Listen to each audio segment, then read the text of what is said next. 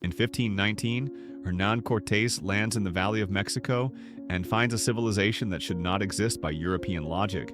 The Aztec Empire, 15 million people, is feeding itself almost entirely without cattle, without wheat, without the agricultural backbone of the Old World. They are strong, they are tall, their warriors are terrifying, and at the center of their food system is a plant with blood-red plumes that towers over a man's head and produces 60,000 seeds from a single stalk. They call it huautli. The Spanish will later call it amaranth. The Aztecs do not merely eat it, they grind it into flour, they press it into ceremonial cakes mixed with honey and human blood. They offer it to their gods. Moctezuma collects it as tribute, 200,000 bushels annually from conquered territories. It is currency, it is medicine, it is the spine of an empire. Cortés sees all of this, and then he burns the fields. Not for food security, not for military strategy. He burns them because amaranth is sacred, and a sacred crop gives people something no colonial power can afford to leave them: self-sufficiency. Burning amaranth was not agricultural policy. It was psychological warfare. Sever the food, sever the identity, sever the sovereignty. Under Spanish colonial law, growing amaranth became punishable by death. Then came the scientists, 500 years later, and what they found in the ash was extraordinary. In 1972, the National Academy of Sciences released a report on underutilized tropical crops. Amaranth received a full chapter. The researchers noted something that stopped nutritional scientists cold. Amaranth contains lysine. That sounds small, it is not. Lysine is the amino acid that almost every grain-based diet on Earth is deficient in. Corn lacks it, rice lacks it, wheat lacks it. The entire protein profile of grain-based civilization has a structural hole, and amaranth fills it. Its protein is called complete because it contains all 9 essential amino acids in proportions that match what the human body actually needs. The protein quality score, PDCAAS, the gold standard measurement, puts amaranth at 75. Beef sits at 92, but amaranth has no saturated fat, no cholesterol, and requires a fraction of the land, water, and cost to produce. The numbers are not subtle. 100 grams of amaranth grain contains 14 grams of protein. The same weight of ground beef contains 17 grams but comes packaged with 20 grams of fat and a water footprint of 15,400 liters per kilogram. Amaranth requires less than 300 liters per kilogram to grow. On calcium, 1 cup of cooked amaranth delivers 116 milligrams of calcium. Whole milk delivers 276 milligrams per cup, but amaranth's calcium comes without the lactose, without the hormones, and without the industrial infrastructure that costs the American consumer an average of $50 billion annually in dairy subsidies. In 1981, Dr. John Robson at the University of Michigan completed a controlled feeding study on amaranth protein digestibility. His findings confirmed what the Aztecs had known for 7,000 years. Amaranth protein is absorbed at a rate comparable to animal protein. Not close to. Comparable to. But here is where the story fractures. If amaranth outperforms or matches animal protein across nearly every measurable dimension, nutrition density, land efficiency, water efficiency, cost, then why in 2024 does the average American not know its name? Follow the money, not to a villain's office, to a structure. The United States Department of Agriculture subsidizes corn, soy, wheat, cotton, and rice. These 5 crops receive the overwhelming majority of federal agricultural support, over $20 billion annually during peak subsidy years. Amaranth receives 0. Not because it fails agronomically. It grows in drought. It grows in poor soil. It grows in the same conditions that are destroying monoculture cornfields across the American Midwest right now. It resists heat. It resists pests. It produces more food per acre than wheat in marginal land conditions. It receives no subsidy because it fits into no existing industrial infrastructure.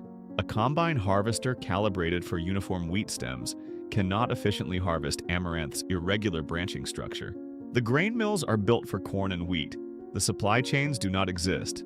And supply chains do not build themselves, they require capital investment, and capital flows towards subsidized crops.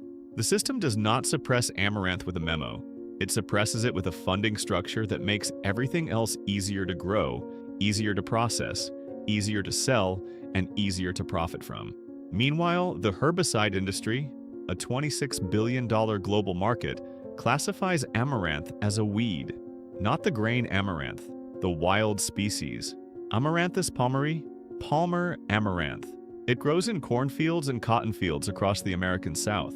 Farmers spray Roundup on it. It has developed resistance to glyphosate, making it the most feared superweed in modern agriculture. But nobody asks the critical question: why are farmers poisoning a plant that feeds people instead of harvesting it? Because the infrastructure to harvest it does not exist. Because the subsidies do not support it. Because the system was built to grow something else. The plant did not become a weed. The system made it one. The pattern repeats. Mesquite was cleared for cattle pasture across the American Southwest, a tree that produces protein-rich pods that desert civilizations relied on for millennia. Fava beans, one of the oldest and most protein-dense legumes in human history, were systematically replaced in Western diets by soy, a crop suited to industrial extraction and whose patents, processing facilities, and supply chains generate tens of billions annually. Amaranth was banned under pain of death by conquistadors. Centuries later, different mechanism. Same result. Indigenous crops that produce sovereignty are replaced by industrial crops that produce dependency. Always, every time. Amaranth grows today in over 60 countries. In Mexico, it never entirely disappeared. Street vendors in Mexico City still sell alegria, amaranth seeds pressed with honey into sweet cakes, almost identical to the huatli cakes Cortez tried to erase. In India, it is called rajgira, the king's grain. During Navratri fasting periods, millions of Hindus consume amaranth flour as their primary protein source.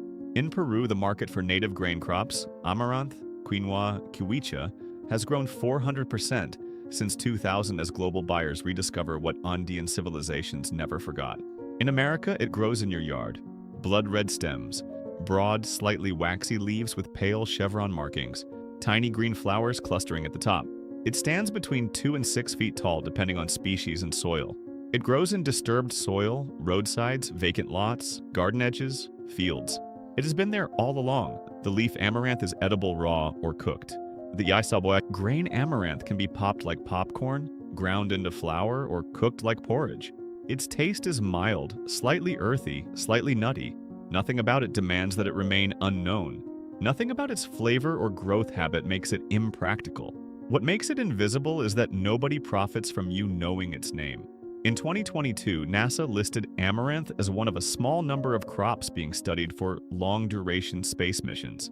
Plants that can grow in controlled environments, produce complete nutrition, and require minimal resources. Scientists designing food systems for Mars are working with the same plant that Cortez tried to erase from Earth. The Aztecs were not primitive people stumbling on a useful weed. They were running a nutritional system that matched, and in some dimensions surpassed, what the modern food industry delivers after a century of industrial agriculture, billions in research, and trillions in infrastructure. What was lost was not the crop. What was lost was the honesty to say what we chose to replace it with and why. Amaranth is still here, still growing in your driveway, still waiting in the cracks, still producing 60,000 seeds from a single stalk, as if it were still trying to feed an empire that no longer knows it exists. If this vault opened something for you, subscribe to our channel and hit the bell. Every like and every share preserves what they tried to erase. The next vault opens soon.